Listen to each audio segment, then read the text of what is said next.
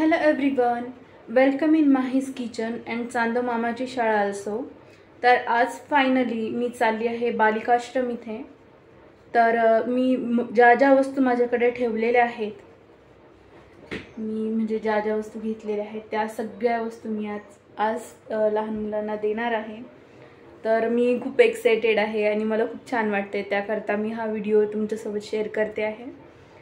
तर म्हणजे कसं आहे, आपण खुश राहिलं तर म्हणजे शेअर करणं गरजेचं आहे. यूट्यूबरला तेच स्पेशली राहतं की हां आज आपण खुश आहोत, तर आपण ज्या गोष्टीमुळे खुश आहोत तर ते शेअर केलं पाहिजे. तर त्यामुळे मी हा व्हिडिओ तुमच्यासोबत शेअर करते आहे. आणि खरंच म्हणजे तुम्ही सुद्धा माझं सजेशन आहे, पुन्हा तुम्हाला जस्ट सांगणं आहे की खरंच तुमच्याकडे जर अशा वस्तू असतील ज्या की तुम्हाला लागत नाही, ज्या लहान मुलांसाठीच्या ज्या वस्तू असतील, स्पेशली एज्युकेशनसाठीच्या, किंवा ज्या कोणत्या वस्तू म्हणजे तुम्हाला नाही लागत, तर तुम्ही डोनेट केल्या पाहिजे असं मला वाटतं.